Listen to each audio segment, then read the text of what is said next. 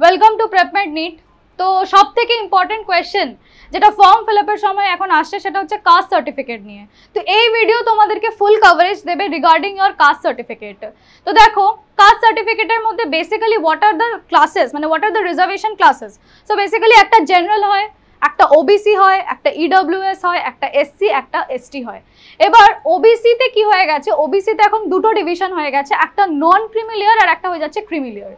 এবার যারা OBC creamy layer ক্যাটাগরিতে পড়ছো তাদেরকে কিন্তু ফর্ম ফিল আপটা জেনারেল হিসেবেই কিন্তু অ্যাপ্লাই করতে হবে।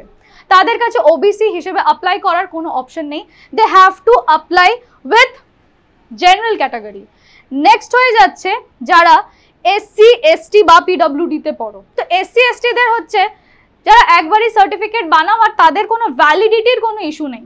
তো তারা কি করবে, তাদের অলরেডি সার্টিফিকেট বানানো আছে, তো তারা এসসি আর এসটি সার্টিফিকেটটা আপলোড করবে। The problem is arising with the OBC NCL আর হচ্ছে ইডব্লিউএস। ওবিসি এনসিএল আর ইডব্লিউএস এর জন্য মেন প্রবলেম হচ্ছে বিকজ আগের বছর অবধি নিটে কোনো কাস্ট সার্টিফিকেট কিন্তু আপলোড করতে হতো না। আর আগের বছর যেটা 2022-তে ছিল তখন আপলোড করতে হলে একটা অপশন দিত, একটা সার্টিফিকেট ওরা ফিল করে পিডিএফ ফরম্যাটে আপলোড করতে বলতো, ঠিক আছে। বাট এই বছর সেটা কোনো অপশন দেয়নি। তোমরা কি করবে যারা ওবিসি এনসিএল বা যারা ইডব্লিউএস ক্যাটাগরিতে আছো, তোমরা আগে কোনো একটা সার্টিফিকেট বানিয়েছো, ওবিসি এনসিএলদেরকে অ্যাপ্লাই করতে হবে। যারা এখন রিসেন্টলি, ওইটা পুরো আগের যে স্লটটা ছিল ওবিসি এবি সেটা তো ক্যান্সেল হয়ে গেছে, তো তোমরা ওবিসি এনসিএলদেরকে কি করতে হবে, সার্টিফিকেট অ্যাপ্লাই করতে হবে। ইডব্লিউএসদেরকে কি করতে হবে, সার্টিফিকেট অ্যাপ্লাই করতে হবে। মিনিমাম বেসিসে দুটো অপশন আছে, একটা ইয়েস আর একটা নো। নোতে হচ্ছে ইউ হ্যাভ অ্যাপ্লাইড, ঠিক আছে। যখন তুমি অ্যাপ্লাই করছো সেই সময় তোমাকে একটা নাম্বার দেওয়া হয়। তো যখন তুমি নো সিলেক্ট করবে যে তোমার কাছে এখন ইডব্লিউএস সার্টিফিকেট নেই বাট ইউ হ্যাভ অ্যাপ্লাইড, তো তখন তোমাকে যখন তুমি জমা করেছো সেখানে তোমাকে একটা নাম্বার দিয়েছে, তো তোমাকে সেই নাম্বারটা কি করতে হবে, এখানে সাবমিট করতে হবে, এখানে তোমাকে ইনপুট দিতে হবে তোমার ওই নাম্বারটা। আর যদি আগে কোনো বছরের তোমার কাছে ইডব্লিউএস সার্টিফিকেট থেকে থাকে তাহলে তুমি সেই ইডব্লিউএস সার্টিফিকেটটা এখন ডকুমেন্ট সেকশনে গিয়ে আপলোড করো, ঠিক আছে। আর ডিউরিং দ্য কাউন্সিলিং প্রসেস তোমার কাছে যেন তোমার ইডব্লিউএস সার্টিফিকেটটা রেডি থাকে। মেইন যে ভেরিফিকেশনটা সেটা কিন্তু তোমার ডিউরিং দ্য কাউন্সিলিং প্রসেস হবে।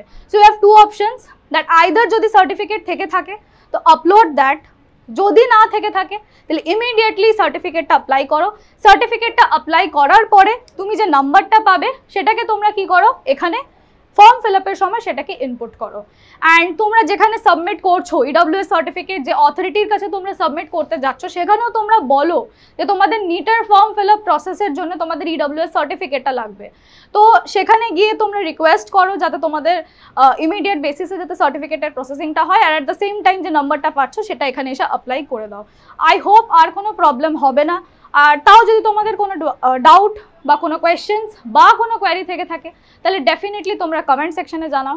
তোমাদের প্রত্যেকটা কোয়েশ্চেন, তোমাদের প্রত্যেকটা query will be answered through the comment by the team Prepmed. Okay, all the best for your NEET preparation. Keep working hard. Stay tuned with Prepmed NEET. Thank you very much.